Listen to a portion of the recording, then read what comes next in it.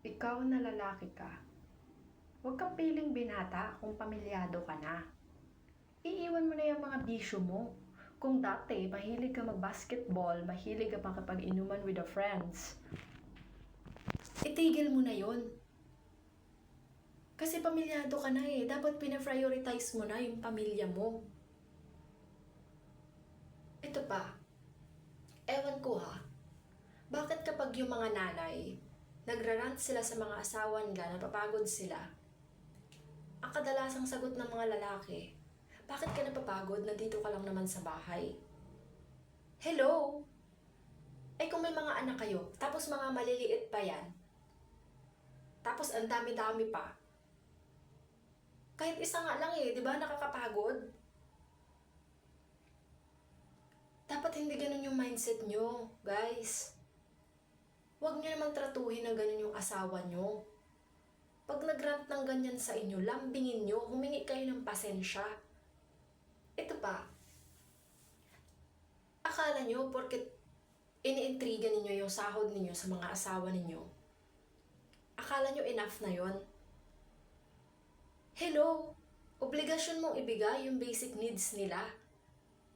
Alam mo, kailangan ng asawa mo yung presence mo. Diba? Kasi naman lang yun, kapag nakikita mo siyang naglalaba, o ikaw yung magbanlaw, or tulungan mo siya magsampay. Diba? Hindi porket galing ka sa trabaho, tapos pagod ka, nadatnan mo yung asawa mo, naglalaba, may ginagawa. Uupo ka na lang kasi pagod ka. Tulungan mo. Tulungan mo yung asawa mo. Kawawa yung asawa mo. Ang dami-daming ginagawa niyan.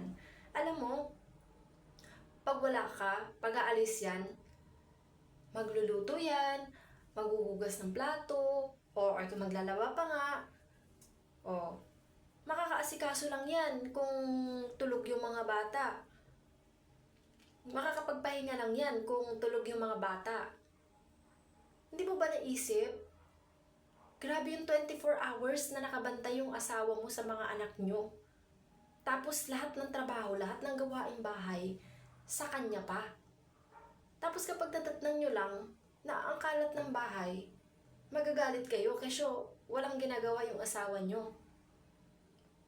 Hindi pwedeng na-busy sa mga anak nyo. May ginagawa rin yung asawa nyo, hindi nyo lang nakikita, hindi nyo lang na-appreciate, guys. Ha? Bakit kayo ganyan? At saka ito pa, kapag pinipigilan kayo ng mga asawa ninyo, kapag hindi kayo pinapayagan na umalis, tapos makikipag-inuman lang naman kayo sa kaibigan ninyo, hindi yun para sa asawa nyo. Hindi yun para sa asawa ninyo. Pinipigilan kayong umalis kasi para yun sa sariling kapakanan nyo. Iniisip lang ng asawa mo yung kaligtasan mo. Hindi yun para sa kanya. Kasi isipin mo, syempre siya yung asawa. Siya yung asawa mo. Kapag may nangyaring hindi maganda sa'yo, asawa mo yung kakausap doon sa magulang mo. Siya yung mananagot. Naiintindihan nyo ba? Hindi naman kahigpitan yun. Pinapayagan naman kayo ng asawa ninyo lumabas. Pero yun sa tama lang. Ang daming lalaki ngayon, sobrang mga irresponsable sa asawa, sa pamilya. Pamilyadong tao na, piling binata pa rin. Hindi nyo naisip yung mga asawa ninyo. At saka ito pa ha, kapag nakita ninyo hindi na maganda sa paningin ninyo yung asawa nyo, pagandahin nyo. Bigyan nyo ng pampaganda o makontento kayo. Pumapangit yung asawa ninyo kasi stress sa inyo eh. Ini-stress nyo. Dahil sa stress sa inyo, dagdagan pa ng mga anak mo na ang dami-dami.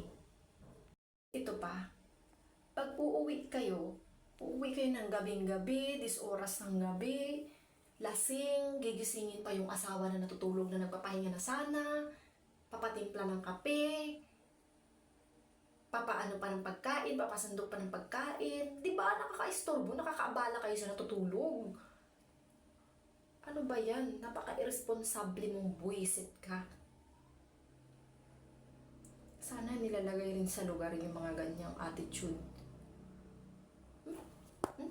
Kung ako yung asawa mo, tagang tanggal ngipin mo. Di ba? Napaka-irresponsable. Kawawa naman yung mga asawa ninyo na halos magdamag walang tulog, kakahintay sa inyo.